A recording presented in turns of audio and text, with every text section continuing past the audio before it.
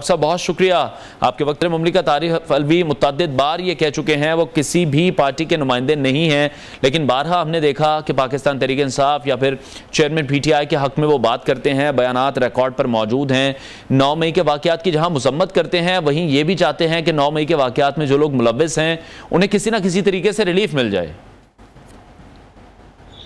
जी, तो सवाल क्या है आपका? सवाल अब यही है कि सदर मुमलिकत अपने किस स्टांस पर कायम है। वो 9 मई की अगर मजम्मत कर रहे हैं, जो कि हमने देखा आर्मी इंस्टॉलेशंस पर जिस तरह से अटैक किया गया, जिसका डायरेक्ट इल्ज़ाम लगाया जाता है पाकिस्तान तहरीक इंसाफ के चेयरमैन पर, तो क्या फिर वो ये चाहते हैं कि पाकिस्तान तहरीक इंसाफ के चेयरमैन समेत जो बाकी तमाम लोग हैं जो कैद में मौजूद हैं, जो इस तमाम चीज़ों में मुलव्विस थे, उनको छोड़ देना चाहिए? सदर का अपना स्टांस क्यों क्लियर नहीं है?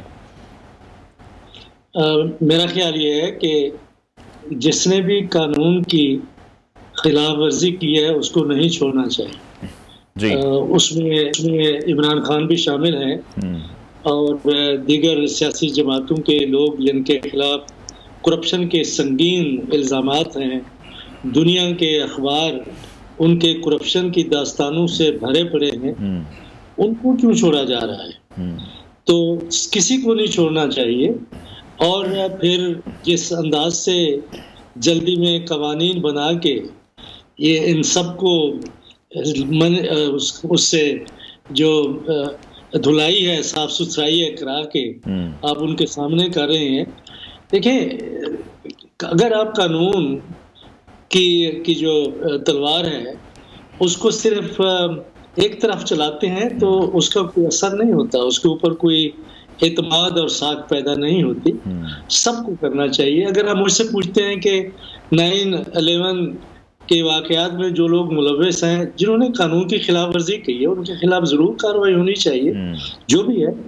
लेकिन इस मुल्क में दहशतगर्द भी हैं, दहशतगर्दों के मुआविनीन भी हैं। और अभी फैज़ाबाद धरने की बात सुप्रीम कोर्ट ने की है, कमीशन बना है। उसके आपके ख्याल में जिन लोगों ने 2 शहरों को 1 महीने से ज्यादा तक बहुत ही परेशान किया और सड़कें बंद की और जो उनकी माली मुआवनत करते रहे, वो कमीशन में है। क्या उनके खिलाफ कार्रवाई नहीं होनी चाहिए? तो ये जो मुल्क में हर तबके में करप्शन है, धांधली है, देखिए हर एक के खिलाफ होनी चाहिए। अगर सिर्फ एक जमात को आप और एक लीडर को पकड़ के आप कहते हैं कि आप कानून और इंसाफ के तकाजे पूरे कर रहे हैं, तो लोग आपको एक मजाक के तौर पे समझेंगे, कोई उसको कोई संजीदगी से नहीं लेगा। लेकिन डॉक्टर साहब, आप ये समझते हैं कि इसके जिम्मेदार सियासतदान ही हैं? यही सब कुछ 2018 में नून लीग के साथ हो रहा था, तब पाकिस्तान तहरीक इंसाफ इस पर बड़ा खुश थी। आज जब पाकिस्तान तहरीक इंसाफ के साथ वो सब कुछ हो रहा है तो हम देख रहे हैं कि बाकी तमाम जमातें भी उस पर नहीं बोल रही हैं और वो अपने काम में लगे हैं, वो इंतखाबात की तैयारी में लगे हैं। हालांकि ये रिपीट टेलीकास्ट बड़े अरसे से जारी है। जी, सबको आप देखें आपका निज़ाम क्या है, उसके ऊपर ध्यान दें और ये बाकी चीजें तो ही रह जाती हैं।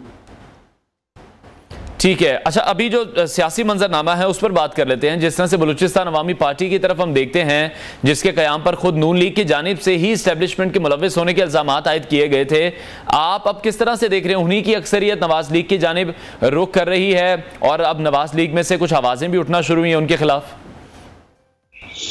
देखिए, जो इस वक्त सियासत है वो अवामी सियासत नहीं है।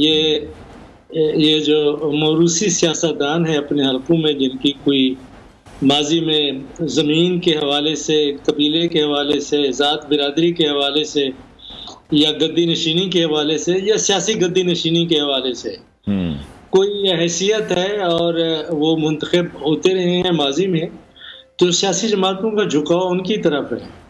अवाम के पास तो अभी फिलहाल तो हमने देखा है कि बिलावल जरदारी भुट्टो साहब भी जलसे कर रहे हैं, बाकियों को तो अभी तक इंतखाबात में 90 दिन से भी कम रह गए हैं, लेकिन हमें उनको बाहर निकलता हुआ अवाम के साथ राब्ते करते हुए नजर नहीं है।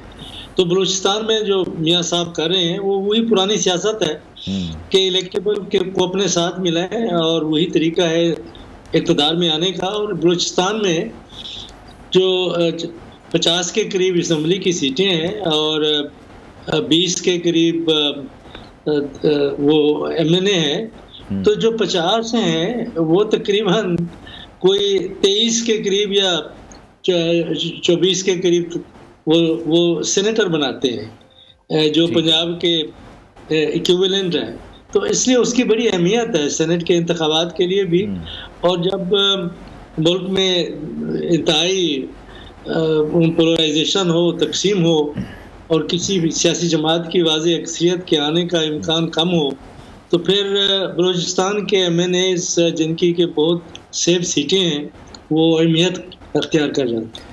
ठीक है, लेकिन इस तमाम तर तनाजुर में आप क्या समझते हैं? पाकिस्तान पीपल्स पार्टी को हम देख रहे थे, उनका ख्याल ये था कि वो तो बलूचिस्तान के किंग हैं, इक़्तिदार के लिए बलूचिस्तान तो उनकी जेब में ही है, लेकिन ऐसा नहीं हुआ। बलूचिस्तान की सियासत का रुख हम देख रहे हैं कि वो नवाज शरीफ की तरफ हो चुका है, हवाओं का रुख भी कुछ बता रहा है।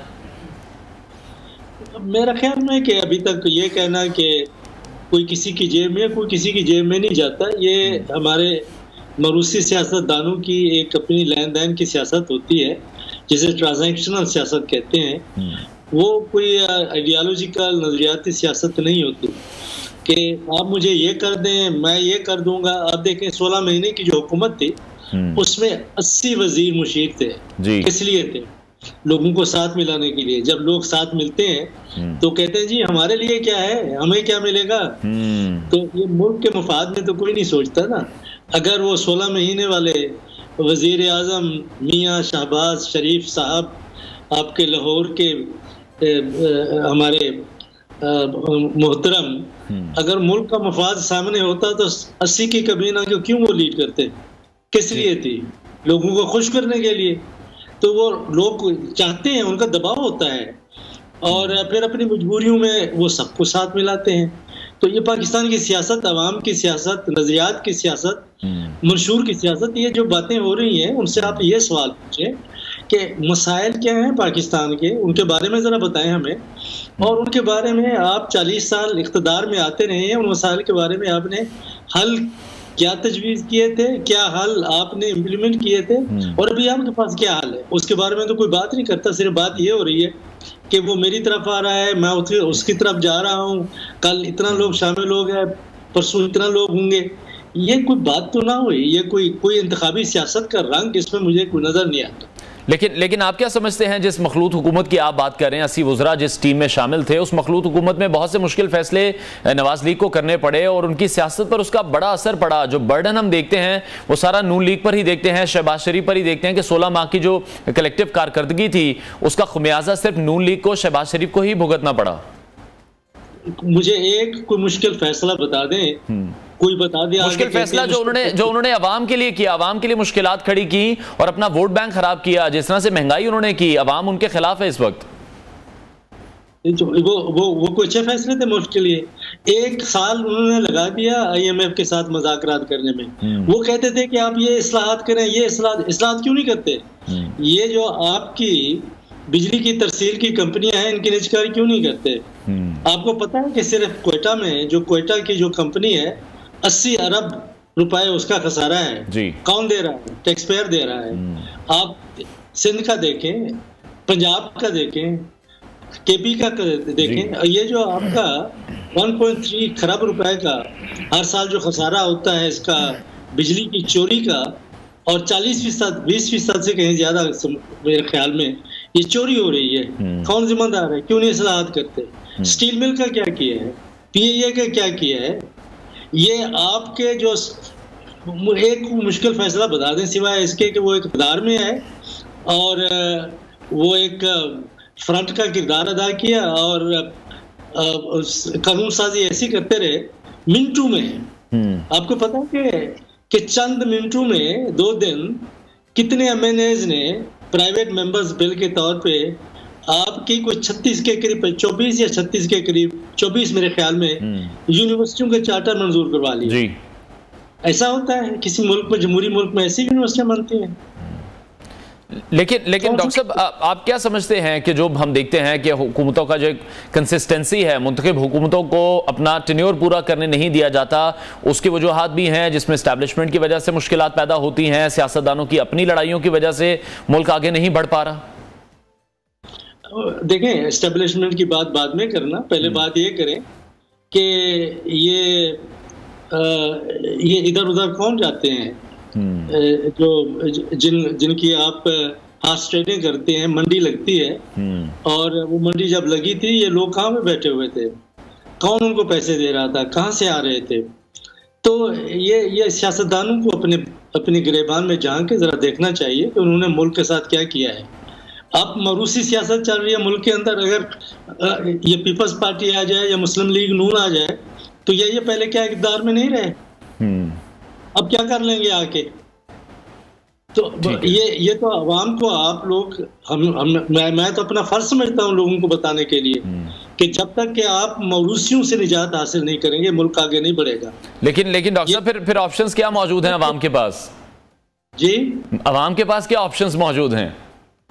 पाकिस्तान के पास ऑप्शन यही मौजूद है। पहला ऑप्शन तो यही है कि आप देखें वो वोट ही नहीं देंगे। ये भी एक तो ऑप्शन है ना कि अगर जब मियां साहब 2/3 मेजॉरिटी के साथ आए थे, बड़ी अच्छी बात थी, लेकिन 38% के करीब मेरे ख्याल में लोगों ने वोट डाले थे। इसमें गलती हो सकती है, तो लोग वोट नहीं देंगे, बेशक आप दंदनाते फिरे। और हमारे पास क्या है, अगर आप नई सियासी जमातों को आगे नहीं आने देते, आप उनको बंद कर देते हैं किसी न किसी लिहाज से, तो फिर इसके बाद लोगों के पास क्या रह जाता है? ठीक है, माजी में रहा है। ठीक है। और अभी जो मौजूदा एक सिनेरियो डेवलप हुआ है जिसमें हम देख रहे हैं कि पाकिस्तान पीपल्स पार्टी ने जो कुछ नून लीग की हुकूमत के साथ बलूचिस्तान में 2018 में किया था, आपको लगता है कि मुस्तकबिल में भी दोबारा से ऐसा हो सकता है? तो ऐसे रास्ते को नून लीग किस तरह से रोक पाएगी, या फिर जो तारीख है एक बार फिर से तारीख को दोहराएगी? इनका तरीका यही होगा कि लोगों को खुश रखो हुक्मरान तबकात में से, और खुश रहो, अवाम का देखा जाएगा। उसकी मिसाल तो आपके सामने है, मैंने 80 की कमीना की मिसाल आपको दे रहा हूँ। अगर हुकूमत बनेगी तो ऐसा ही होगा। ठीक है। और अभी जो आप देख रहे हैं, जो तानेबाजी का सिलसिला जारी है पाकिस्तान पीपल्स पार्टी की तरफ से, मुस्लिम लीग नून से तो उस तरह की स्टेटमेंट्स हम नहीं देख रहे पीपल्स पार्टी के कोई खिलाफ, लेकिन इस वक्त पीपल्स पार्टी काफी वोकल है लेवल प्लेइंग फील्ड की, जहां वो बात कर रहे हैं और साथ ही साथ ये भी कह रहे हैं कि अगला वजीर आजम लाहौर से नहीं बनने देंगे। चलो अच्छी बात है। तो ये सिर्फ बातें हैं, या फिर जब हुकूमत बनेगी फिर मिल बैठेंगे, फिर आपस में ही बांट लेंगे सब कुछ? मोहतरम, अगर पाकिस्तान की सियासत का और सियासतदानों का और ये जो बड़े सियासी खानदान है उनका जो दानिशवराना मेयार है वो यही है कि आप यही बातें करें कि हम नहीं बनने देंगे, यहाँ से नहीं होगा। ये है कि भाई बात करें मुल्क को आगे कैसे ले जाना है, वो तो हम सुन नहीं रहे कि आपके जो इस वक्त के मुआशी मसाइल हैं वो क्या हैं, उनके बारे में क्या कोई हल है आपके पास, वो आप क्या चाहते हैं? जब तक वो नहीं देंगे इन बातों को आप अहमियत ना दें। मुझे मीडिया से गिला ये है कि ये इनको खांसी भी आती है तो मीडिया परेशान हो जाता है कि हाँ ये तो इनको खांसी आ गई, इसकी मालूम करें कि क्या वजह है। ये इनकी जाती बातें हैं, दुनिया में इन चीज़ों के ऊपर तवज्जो नहीं दी जाती।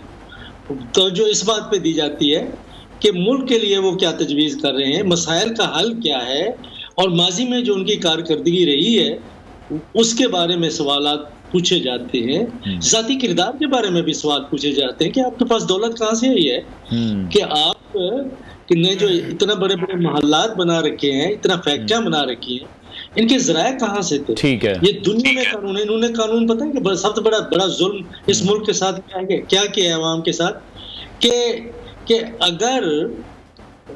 अगर आपके पास दौलत है तो कोई आपसे पूछ नहीं सकता कि आपकी दौलत ये कहाँ से।